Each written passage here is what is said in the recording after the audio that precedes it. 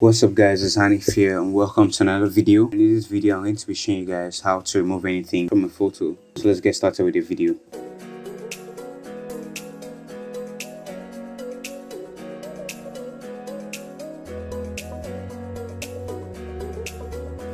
What's up guys, it's Hanif here. Before I continue with this video, make sure to subscribe to my channel for more content like this. Also turn on my notifications to be notified whenever I drop a new video. There are different techniques and tools that you can use to remove anything from a photo, but in this case right now we're going to be using mostly the clone stamp tool. I'm going to be showing you guys how that works. So we're going to be getting rid of the people in the background because they're quite distracting, so you're just going to leave in the main subject here. Now before I go on with removing the people in the background, the first thing I'm going to be doing here is selecting the main subject here. So we separate the main subject from everything else in the background. Now I'm going to be selecting the main subject using the pen tool. You can use any other tool you like, but the pen tool usually works great for this. Yeah, so I'm just going to zoom in a bit and make the selection. So I'm just going to speed this part up here. So I might do a separate video on this pen tool and how it works, but right now I'm just going to speed this part up.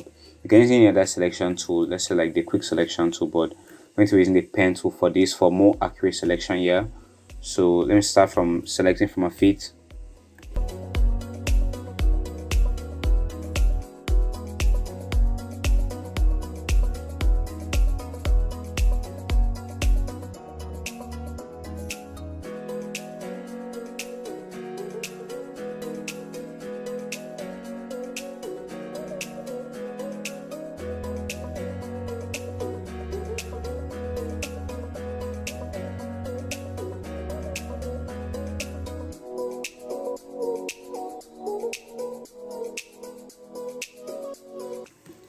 So guys, that's mostly the selection I'll be doing. I didn't make the best selection yet, by the way.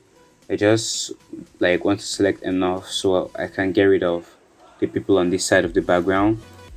So I'm basically selecting the right side of the image. So yeah, next I'm going to do is to right click and make a selection. Yeah, and then create a new layer. Now in this new layer is where we are going to be clone stamping everything so it won't affect the main subject here. So now that we have made this selection, next thing that we're going to do right here is clone stamp. So I'm going to go to my clone stamp tool, make sure set to current and below, and then now since this is an horizon here in the background and it's straight, I don't want to make any mistakes and I want to make my clone stamp straight. What I'm going to do is move this like guide here down here to help. Now if you don't have that, what you do is go to view and you choose rulers. This is going to come up and then you can like straighten, like this kind of like a guide Photoshop gives you so you can know what part of your image you're selecting or to create straight lines and stuff like that. So next thing I'm going to do here is go ahead and start clone stamping. I'm just going to clone stamp. How you clone stamp is just you click you alternate click the part I want to clone and then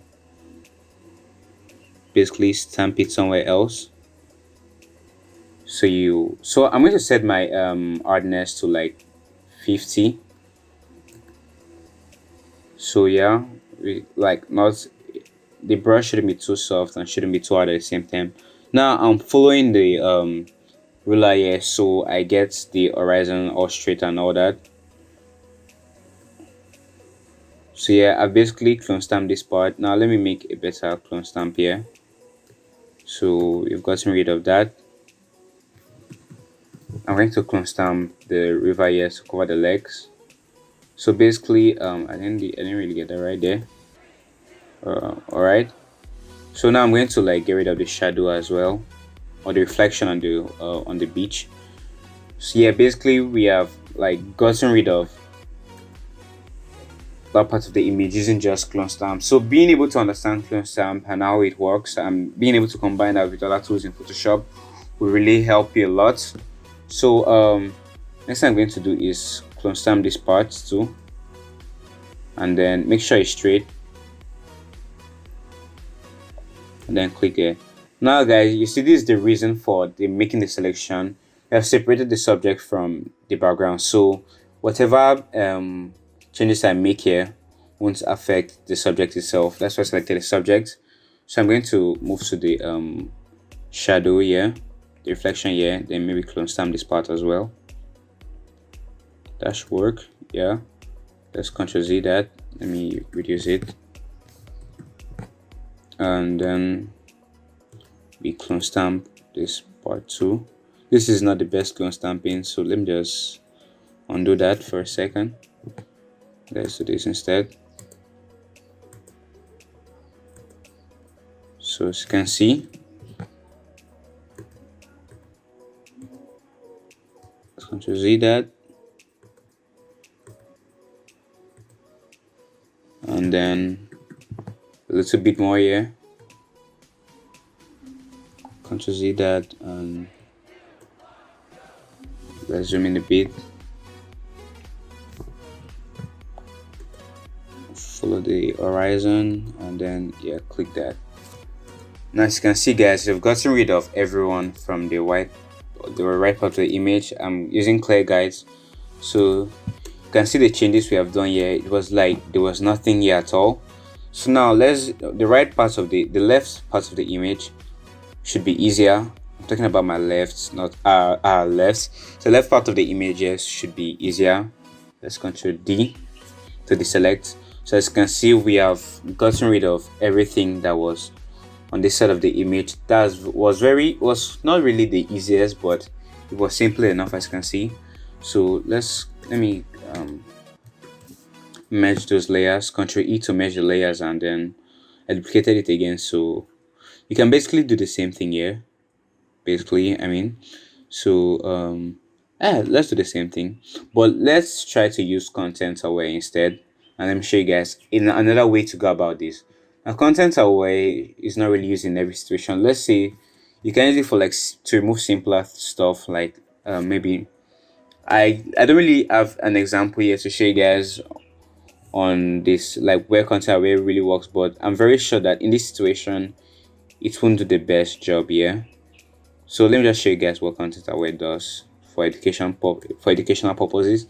So once I right click and choose content aware, so Photoshop now does the work of like cleaning that up.